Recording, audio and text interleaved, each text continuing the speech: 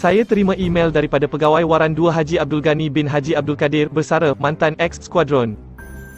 Beliau menceritakan pengalaman dalam operasi menyelamatkan seorang pegawai tentera yang telah ditangkap oleh pengganas komunis ketika berkelah di Batu 16 Jalan Gombak, Jalan Lama. Saya hanya edit nama pegawai tersebut, yang lain-lain seperti mana ada. Haji Abdul Ghani bin Haji Abdul Kadir. Mula berkhidmat 6 September 1968. Bersara 5 September 1990. Pangkat Pegawai Waran 2. Pasukan Regimen Gerahas Malaysia. Selama lebih kurang 22 tahun berkhidmat dalam Angkatan Tentera Malaysia, berbagai suka duka yang saya tempuhi membuatkan saya begitu berpengalaman dalam menghabiskan sisa-sisa hidup selepas bersara. Masih terbayang jelas di fikiran saya yang kini seolah-olah menjadi trauma apabila saya kenang-kenangkan. Banyak peristiwa dan operasi yang saya ikuti, tapi tidak seperti operasi yang saya tempuhi ini. Ianya sungguh meninggalkan kesan memberikan kenangan hingga ke hari ini. Sudah lebih dari 20 tahun saya bersara dari Angkatan Tentera, tetapi peristiwa tersebut masih segar dalam ingatan saya. Kejadian berlaku pada tahun 1987. Ketika itu hanya 3 tahun lagi perkhidmatan yang akan saya jalankan bagi mencukupi 21 tahun persaraan wajib bagi seseorang tentera. Satu gerakan pembersihan kawasan telah ditugaskan terhadap pasukan kami. Ianya bermula dari sebelah Ulu Selangor menuju ke Pahang. Saya dan Ketua Skuadron Meja Demian Christopher Anak Dalang bersama-sama Kapten Muzaini, Staf Sarjan Idris, Sarjan Muhammad Zain, LK Yusof, Terupa Zamzam, Terupa Zulkifli sebagai kumpulan tadbir. Kami ditempatkan di Bukit Cincin Genting Highland bersama-sama askar wataniah yang menjaga kawasan tersebut. Sebagai kumpulan tadbir, aku sentiasa mengawas pergerakan rakan-rakan hari demi hari. Aku sentiasa berada dalam keadaan siap sedia. Bimbangkan rakan-rakan yang sedang menjalani gerakan kalau bertempur dengan pengganas atau terpijak jerangkap sama yang merata-rata ditanam oleh pihak musuh. Setelah 16 hari lebih kurang pasukanku menjalani gerakan pembersihan, aku masih ingat ketua skuadronku menerima satu mesej berita melalui anggota semboyan dari markas gerakan yang sentiasa memantau pergerakan kami. Berita berbunyi demikian: 2 pegawai tentera telah ditangkap oleh PGK semasa berkelah di Batu 16 Jalan Karak Highway. Meja Demian memanggilku serta menunjukkan mesej yang baru diterima sebentar tadi. Aku secara bergurau mengatakan sekejap lagi habislah pegawai itu. Taulah pengganas, di Sarawak dulu pun peristiwa begitu pernah terjadi. Tuan, dipotongnya kemaluan dan disumbat ke dalam mulut dan macam-macam lagi penyiksaan yang dilakukan hingga mati. Aku menceritakan satu kisah yang serupa terjadi di Sarawak dulu. Lebih kurang 10 minit berselang dari penerimaan mesej yang pertama, datang lagi satu mesej yang berbunyi anda dikehendaki menyelamatkan Kapten X dengan apa cara sekalipun. Ternyata markas gerakan telah dapat mengesan kumpulan kami yang kini sedang menjalani gerakan. Itulah sebabnya mesej ditujukan khas kepada kumpulan kami yang berada di Bukit Cincin Genting Highland. Dengan tidak melengahkan masa, ketua skuadronku, Meja Demian, memanggil aku dan Kapten Muzaini untuk membahagi-bahagikan anggota yang hanya ada 8 orang sahaja kepada 2 kumpulan, iaitu 4 orang satu kumpulan. Setelah berkemas menyiapkan peralatan dan senjata serta mendengar taklimat ringkas, aku dan kumpulan terus menaiki 2 buah Land Rover menuju ke tempat yang diarahkan. Jam ketika itu baru pukul 2:30 petang. Ketika berada di dalam Land Rover, puas aku memikirkan bagaimana pegawai itu ditangkap oleh pengganas, bagaimana keadaannya sekarang, berada di dalam rumah terikat atau bagaimana.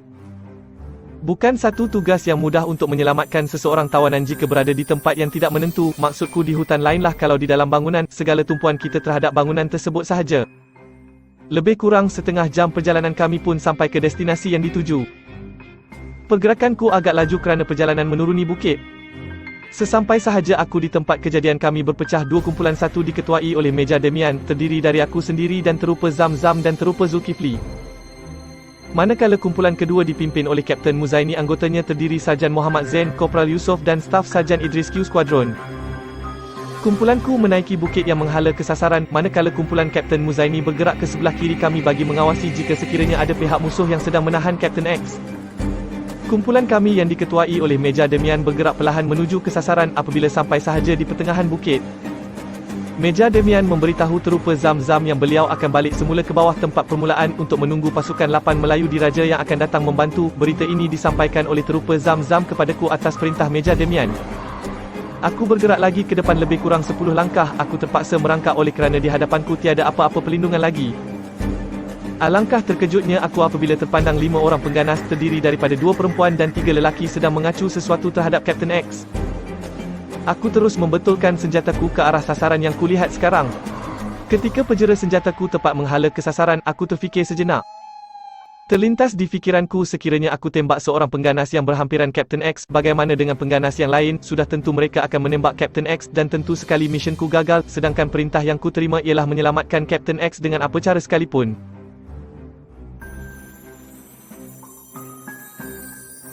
Sekiranya terbunuhlah Captain X dalam gerakan ini, bererti utusanku gagal. Jika dengan tembakanku membunuh musuh yang pertama menyebabkan matinya Captain X, ke mana? Di mana dan dengan siapa aku akan bergantung nasib? Siapakah yang akan mempertahankan aku jika terjadi demikian? Kerana aku benar-benar melanggar perintah yang diarahkan, iaitu menyelamatkan Captain X dengan apa cara sekalipun. Masa terus berlalu, kira-kira 10 minit kemudian selepas Meja Demian keluar ke tempat permulaan, aku terdengar bunyi brek 3x3 tan tentera di luar sana yang tidak jauh dari kedudukan kami. 5 minit kemudian, ku dengar satu tembakan dan diikuti 2 tembakan double tap. Ku tahu tembakan double tap ialah tembakan dari rakanku kerana kumpulan kami dilatih menembak double tap sekali tembak. Pada mulanya, aku menyangka yang kami telah mendapat bantuan dari 8 Melayu diraja, tapi sebenarnya 2 orang pengganas wanita telah cuba untuk membuat serang hendap terhadap pasukan tentera yang datang dengan trak sebentar tadi. Pemergiannya ke lokasi tersebut telah bertembung dengan Kopral Yusof yang berada di situ dan melepaskan tembakan satu das dan dibalas oleh Kopral Yusof dengan double tap. Selepas menembak Kopral Yusof, pengganas tersebut terus menghilangkan diri.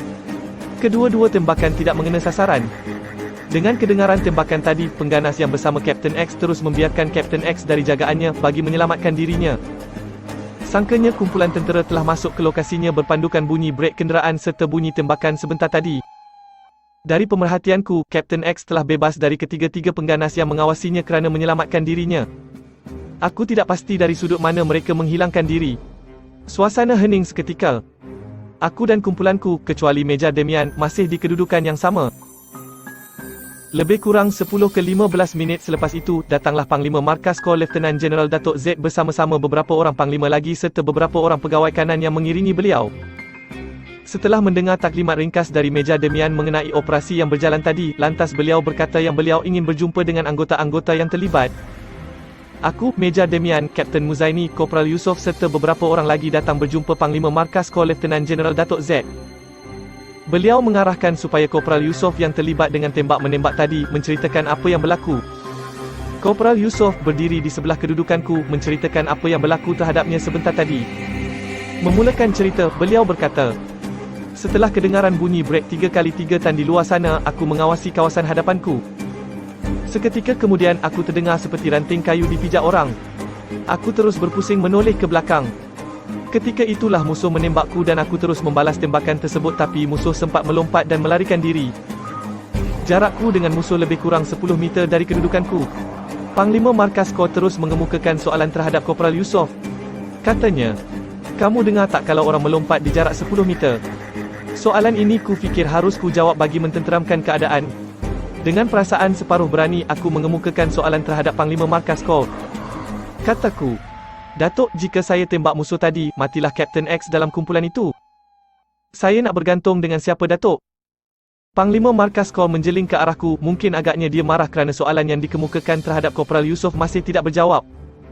Kemudian beliau terus menyambung, "Orang melompat di jarak 10 meter, kamu dengar tak?" Lantas aku terus menjawab, "Dengar, Datuk." Beliau terdiam sejenak, mungkin sedang memikirkan pertanyaanku tadi. Akhirnya beliau berkata, "Orang habis berjuta-juta ringgit cari musuh. Kamu dapat musuh kamu lepas. ULS Komando."